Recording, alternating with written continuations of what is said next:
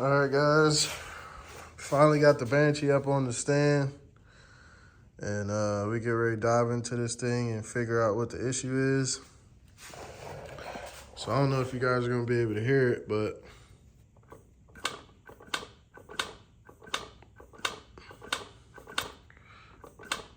you hear that clank? So something inside the motor ain't happy. The reason I'm doing this is because when this thing's running, you can hear that constant clank, clank, clank, clank, clank, clank, clank, clank. You know what I mean? When it's running, you can hear that clanking. So something somewhere isn't happy, and I'm gonna dive into this thing and try to figure out exactly what's going on. So I'm thinking it might be something crank related, some kind of bearing that went bad. We're also gonna be changing this flywheel, this Chinese flywheel out finally for an OEM one. And just might take these cylinders off and send them out to be ported. We'll see. So I'm gonna get a few more things off of here, the pipes and the carbs and all that, and then maybe take this head off, and I'll pick the camera back up and see if we can see what's going on. All right, guys, so we got the head off. The inside of the cylinders look pretty good, but I think I figured out what our problem is. So both sides got real bad piston slap.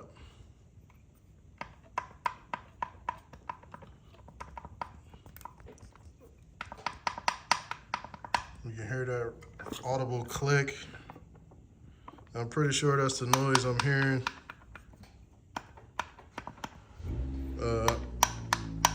When the bike was running. So I'm gonna guess that the rod bearings or the wrist pin bearings are shot. I'm pretty sure it's not supposed to have this much play. All right, guys, so I jumped the gun a little bit. It's a few days later, but as y'all can see, I done pulled the cylinders and the pistons off. Up on my table, it's a little bit of a mess right now, but as y'all can see, man, these pistons are pretty beat on the intake side. This is pretty much what I suspected. I don't know if you guys remember way back when, but I took this bike out. One of my last rides in Ohio, it was in the middle of winter, and I ran it through a bunch of puddles, man, and sucked up a bunch of dirty water into the intake, and I pretty much did this to myself. I ruined these pistons, kind of ruined the cylinders. You know, if I was on a budget, I probably would have just put new piston rings in these cylinders and ran them because they weren't that bad, but they did have some scores in them. That side right there was the worst, but this right here is pretty much scarring that you can catch with your fingernail. Some people try to say this is heat, but you will get these marks from overheating, but you would have them here and here if it was heat. I know for a fact that this is dirt that caused this right here, right on the intake side where it sucked it all up. I had them K&Ns, and they do a horrible job at filtering dirt and dust, but they do a great job at letting your motor breathe, so that's the trade-off. But when you're sucking up muddy water, this is what happens. So, like I said, I jumped the gun a little bit, man. As y'all can see, I got crap all over the place, and that's because I decided to try and port these cylinders. I should have showed you it before, but this is what they look like now. This is the intakes. Keep in mind, guys, I don't know what I'm doing. I just have a general idea of what you pay for when you get port work done. There's a lot more that goes into port work than just moving metal. I'm aware of that. You know, if you have a stock cylinder Banshee, whenever you send cylinders out to be ported, a lot of times whoever you send them to, they'll change these ports and they'll make them bigger. But this being a driveline cylinder, these ports are already pretty much where they need to be over standard ports in a cylinder. So I didn't change anything. I didn't make them bigger or change the shape of them. All I did was remove some metal so they would flow better. And that's pretty much was my only goal. I took a lot of metal out of the intake. And these transfers I just cleaned up and made it so they would flow better. That's really it. But there was damage in the cylinders, as you can see right there. I mean, it's not horrible, but you can catch your fingernail in those grooves. So what I'm gonna do is I'm gonna send these off to be replated. And yeah, we're gonna see how they do when they come back, man. This is my first time going this far, porting a cylinder. In the past, I've, you know, cleaned up all the casting, slag, and stuff in the intakes and the transfers on bikes that I've built. I've never really went this far on ported cylinders. One other thing I'm gonna do, since I don't really plan on using this bottom end for anything else in this bike, is I'm gonna match these cylinders to the case. That's one thing I didn't do the last time I built it. So when I do this engine this time around, I'm gonna pull that out the frame, take it apart, clean everything, inspect everything, make sure the bearings in the bottom end are good. And I'm gonna port match the cases to the cylinders. So figured I'd just give y'all a little update. I kind of forgot to pick up the camera after I got done taking it apart, making a little video. But yeah, so when we jump back, or when I jump back, it's probably gonna be, these cylinders are gonna be back from Power Seal, freshly plated. And we're gonna be port matching the cases to the cylinders, and then we're gonna put this motor back together and just see if this little porting right here made a difference or not. All right, guys, so we got our cylinders back from Power Seal. And as always, man, they do good work. So they got us taken care of. These little spots in here are just hard water spots from when I washed them out. But yeah, man, they got us back together. So what I'm gonna do now is, since the coating was damaged during the replating process, I'm just gonna sandblast these and recoat them. I do have the color stone black that these were done in originally, but I think I'm gonna switch it up this time. I don't have any super root beer. That's what the frame was done in, but I do have the whiskey bronze that I did the LTZ frame in, so I think that's what I'm gonna coat these in this time around. I probably should have did this along with these wheels that I did for the Banshee. I bought these wheels, they were polished, cheap polished wheels off of eBay, so I didn't really like the polished look down here, so I just coated them. This is that stone black color that I was talking about. It's got some fresh tires mounted up on them, but yeah. So I'm gonna coat these real quick, and then we're gonna start getting this motor back together. All right, guys, so we got the cylinders all prepped and blasted. I did end up ordering a pound of the super root beer, just so, you know, the cylinders and the frame would be the same color. That's what the powder looks like. So we got about half a cup in here. I think that's plenty to do these cylinders. And We're gonna load this up in the gun. And we're gonna get these cylinders taken care of, man. Alright guys, here we go.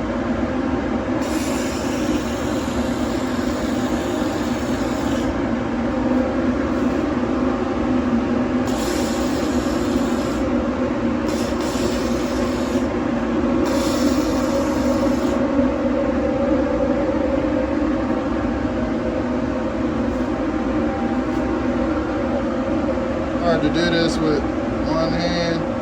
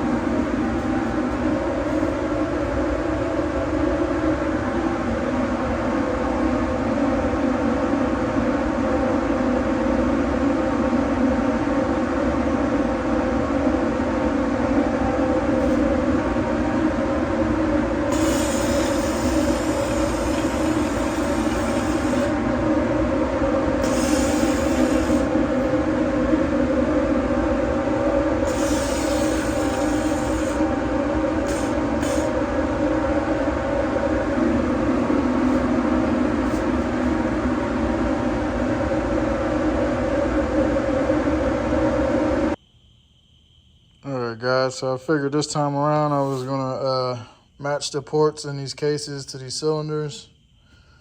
If I ever decide to build another motor, I'm probably just gonna go ahead and get new cases because these cases aren't in the best shape. So I figured why not just match these cases to these cylinders. So all I did was take the base gasket, flip the cylinders upside down. These are the finished cylinders, by the way. I still got some tape to remove, but they turned out pretty sweet.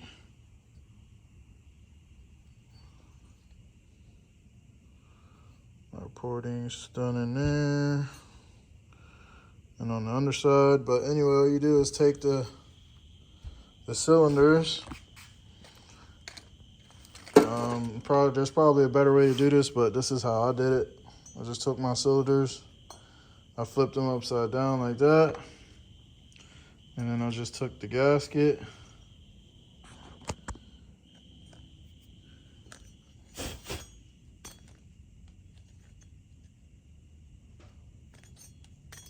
like this.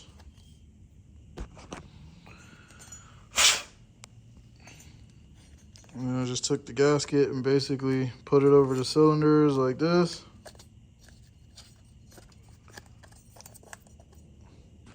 Line the holes up real good. And then one side at a time, you just push down on the gasket with your finger and take a razor blade, a brand new razor blade. I like grabbing these from Harbor Freight when I go because they're pretty cheap and they're good for stuff like this, as well as taping stuff off. You just press the edge of the gasket down and just go along the inside of the port with the razor blade. And that's a quick way to match your gasket to your cylinder. You know, it's quick and dirty, man. It's not perfect. These lines ain't fucking razor straight. They don't need to be, you know what I mean? I know there's some people out there that are perfectionists. that think these lines need to be all razor straight and whatnot. They don't need to be. They just need to match pretty good. And when you're in here taking this metal out, you just want to be careful, but you want to try and angle this, down towards the oil ports here as best as possible. And that's pretty much it, man. So next time I pick the camera up, man, we should be buttoning this thing back up. I'm gonna clean all of this crap, get these metal shavings out of here, and I'm probably gonna wash these cases with soap and water just to get some of this varnish off. I was gonna recoat these, but I thought about it and I was like, it's too much work. So I ain't gonna recoat these. I'm just gonna clean them up real good. The powder is still good for the most part on them. It just needs this varnish cleaned off. And then we're gonna start throwing this thing back together.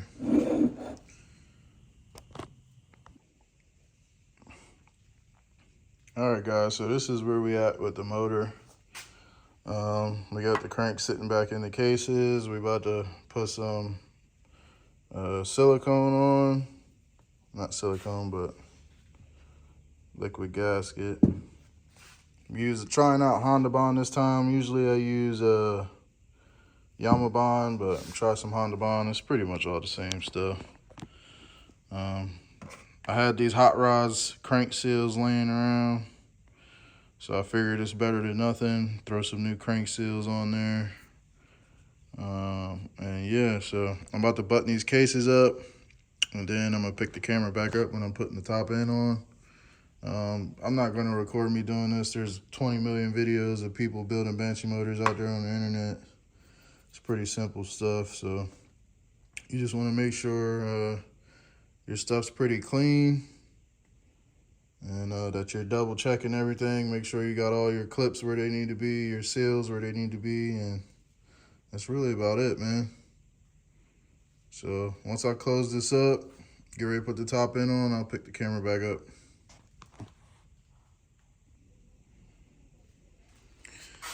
All right, guys, so we got the cylinders on.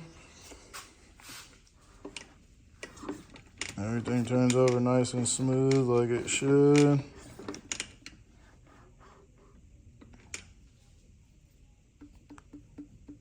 Look at that. There's minimal play.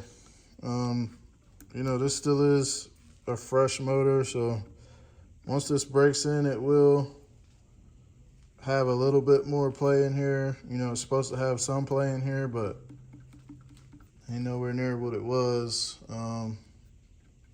when this top end was bad. So I inspected the crank. The crank was, pretty much the same way it was the day I got it. So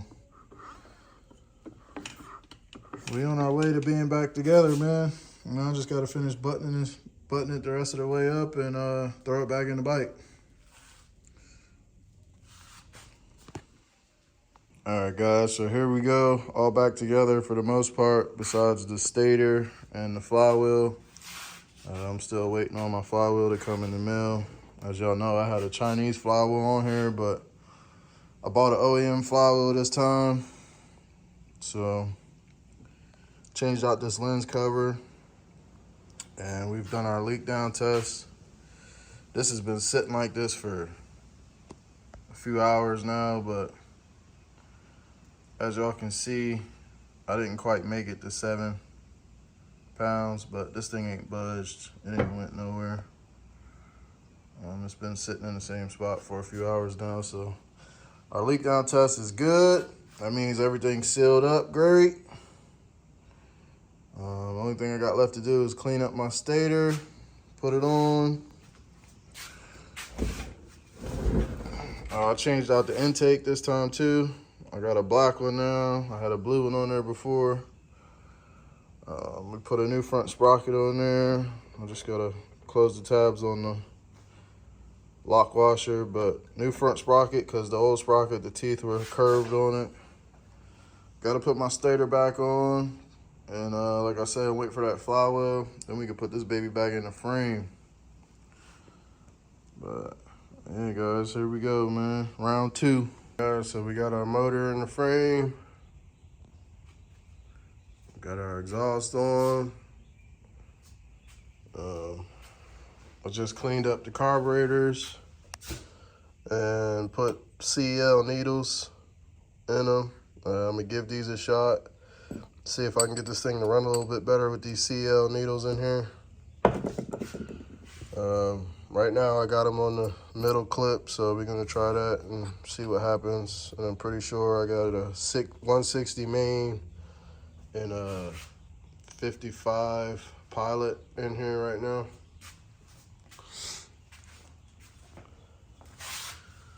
So as y'all can see, I got my nice OEM flywheel on here now.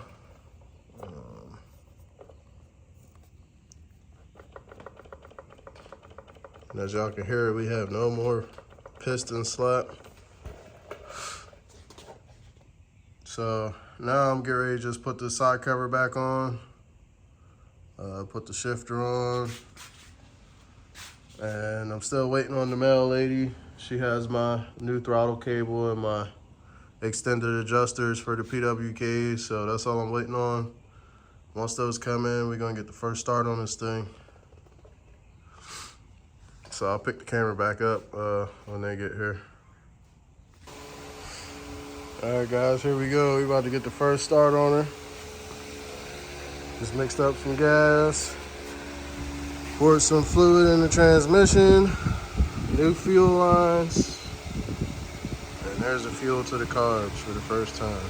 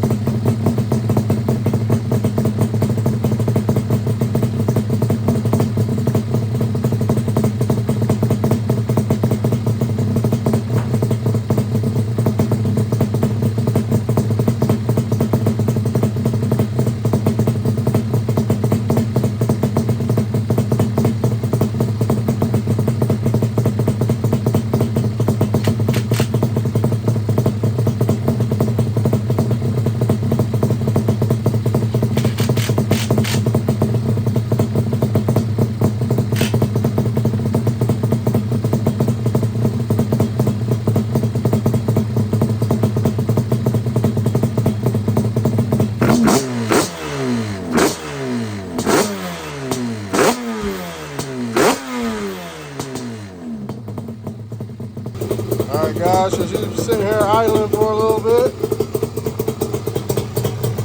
everything sounds pretty good. That smoke cover, you can't really see it there no more, but